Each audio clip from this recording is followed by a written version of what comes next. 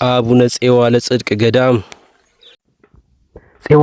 ገዳም ተብሎ የሚታወቀው ይሄ ስፍራ አስቀድሞ መጥቆራ የተባለ የአየር ላይ አጋንንት በዜና ማርቆስና በአቡነ ተክለ ሃይማኖት ወደ ሰውነት ተቀይሮ ይሄን የመሰለ ቤተ መጥቆራ ተዘጋጅቶለት ተገድሞለት ሰዎች ሄደው የሚያመልኩበት ስፍራ ነው። እንግዲህ ተከታተሉ፣ ሼር ማድረጋችሁን አትርሱ፣ ሰብስክራይብ አድርጉ። ሻሎም አካባቢ ነው አቡነ ፄዋ ለጽድቅ ገዳም ይሄን ይመስላል። እንዴት እንደሚወረድ ከብቶች በዛ ጋር ይመጣሉ። ይሄ ገደል ነው እንግዲህ የሚወረደው። ይሄን ገደል ወርደን ነው የምናገኘው ፄዋ ለጽድቅ ገዳምን።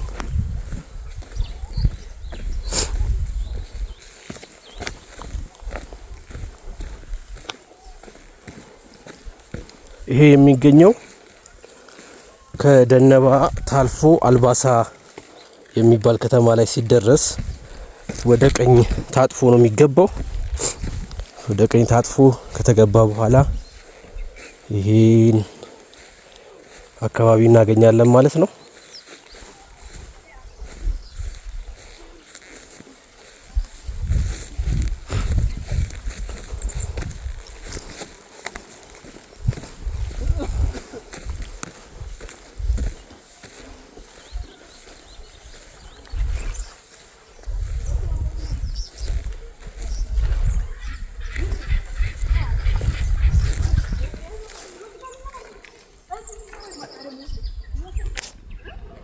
ይሄን ይመስላል እንግዲህ አካባቢው በጣም በተራራ የተሸፈነ አካባቢ ነው። ትልልቅ ተራሮች አሉበት አካባቢው ላይ። ገዳሙ እዛ ገደል ውስጥ ነው የሚገኘው።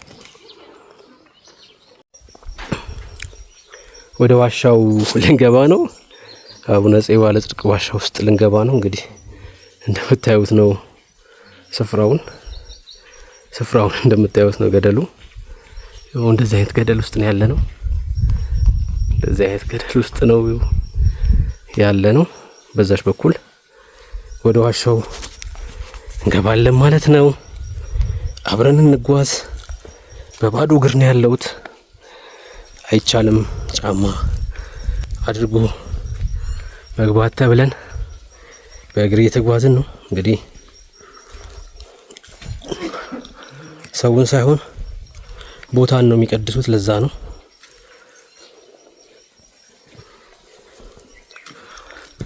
ይሄን ይመስላል ዋሻው። በዚህ ጋር እንገባለን ማለት ነው ወደ ዋሻው ውስጥ።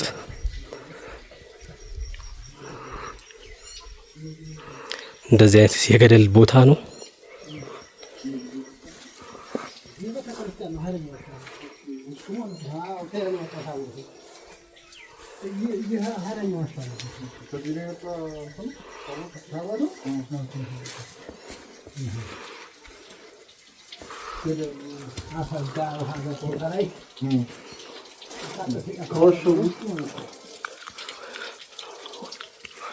እንደምታዩት ነው።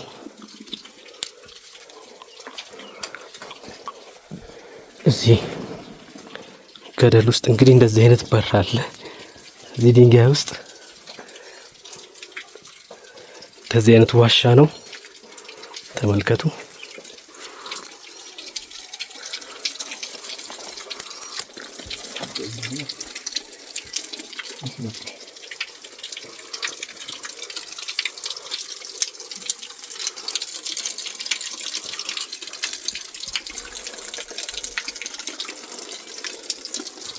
በጣም የሚገርም ስፍራ ነው።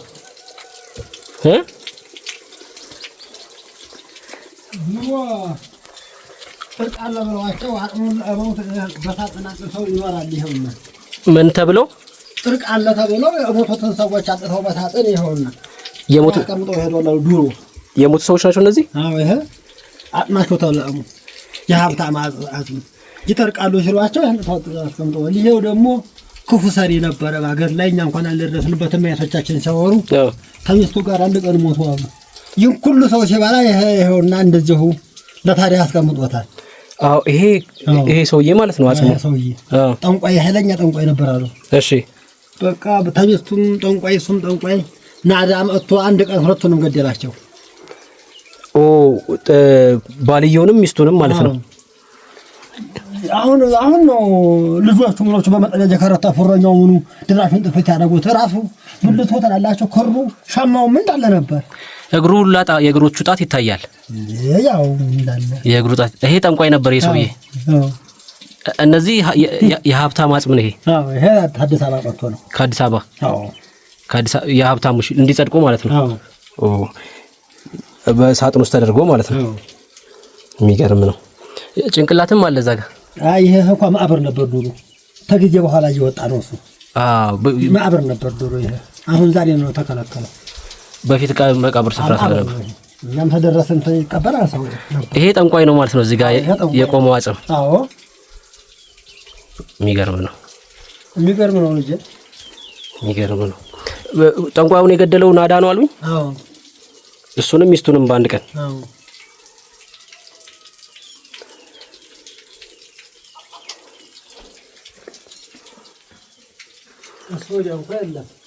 ወደዚህ በቃ ዋሻ ነው ወደዛ ውስጥ ማለት።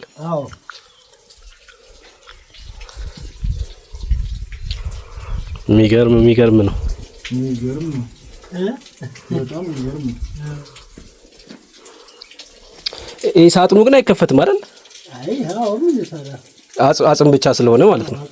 ይሄ አጽሙ ስንት ዓመት ነው የቆየው? እርስዎን 50 ዓመት ነው እዚህ? 50 ዓመት ሙሉ እንዲሁ ነው እዚህ?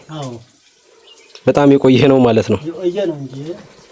ይሄን አጽም እንግዲህ ዛሬ እንኳን መሄናና ባጃጀል አልባሳ ነው ይሄ በመሄና የሚገኘው ነበር። ዛሬ ግን በየደጁ መኪና ሆነ።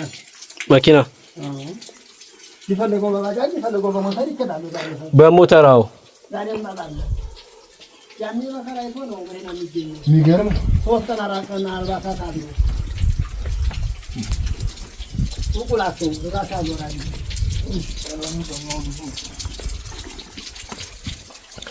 ታቦቱ የወጣው ከዛ ከውስጥ ነው አይደል ያሉን?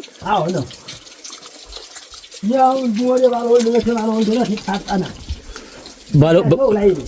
በባለወልድ ቅዳሴው ይሄ ማጥንት ነው። ውስጥ ያለ አጥንት ብቻ ነው እንጂ ኖ ይሄማ ቤተክርስቲያን ነው አይደል? የቤተክርስቲያን ነው። ኃይለኛ ቃለው ውስጥ አዎ ሩቅ ነው። ወላይ ደጋ ድረስ ወጣ ዋሻ ሁለት ሳንቃለት ይሄ ሌላ ውስጥ ሁለት ሳንቃለት ይሄ ሌላ ሁለት በር አለ።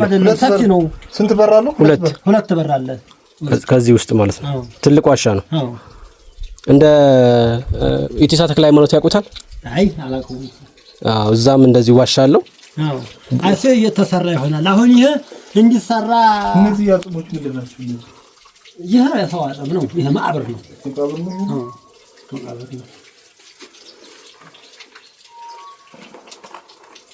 እሱ ያ አሁን እንዲታነጥ ነው። የትኛው? ይሄ አጥሩ? አዎ በግንባታ እንትን መጥቶ ፌሮም ምንም አሸዋም ማምና ተጥሎ ነበር። የአማችን ጉለት ነው። ይሄ አሁን እንዲሰራ ቅዳለ። ይሄ ባናጢ የሚሸረፈው እየተሸረፈ ከላይ ያለው ማለት ነው። የሚሸረፈው እየተሸረፈ ይሄ እንዲታነጥ ፌሮም ኃይለኛ ፌሮም አጣል። እዚያም አሁን ደጋም አለ ገብርኤል ላይ ማለት ነው። ገብርኤል ላይ አንድ ላይ ይገለገላል። እስካሁን ግን ታዲያ ለመገንባት ምንድነው የቸገረው? ይሄ ምንም የቸገረው ነገር ጉልበት ነው የቸገረው። ገንዘብ ማለት ነው። አይ ገንዘቡም በኮንትራት ያደረገው ጉልበት ነው የቸገረው። ሰራተኛው ማለት ነው። ጉልበት አንጪው አሸዋው እንዴት ይምጣ? ገንዘብ ሀብታሙ አንቆረቆረው ነበር። ብዙ ሀብታም እንረዳለን እያለ ነው። ጉልበተኛ ነው። ስለዚህ ሙያተኛ ነው። በጉልበት የሚያግዝ ህብረተሰብ ያስፈልጋል ማለት ነው። አዎ ኃይለኛ። እግዚአብሔር በምህረቱ ከእንደዚህ አይነት ከጨለማ ስፍራ ወደሚደነቀው ብርሃን በምህረቱ ካልጠራን ሰዎች በእንደዚህ አይነት በሞት ስፍራ መመላለሳቸው የማይቀር ነው። ወንጌልን እንድንሰራ ብዙ ኃላፊነት አደራም አለብን። ትውልዱ በእንደዚህ አይነት ሞትና ስርዓት ውስጥ እንዳለ ተመልክታችሁ ባላችሁበት ስፍራ ባላችሁበት ቦታ ሆናችሁ ወንጌልን እንድትሰሩ ለወገኖቻችሁ ወንጌልን እንድታደርሱ እንድትናገሩ አደራ እላለሁኝ። ወንድማችሁ ብሩክ ነኝ። ሻሎም።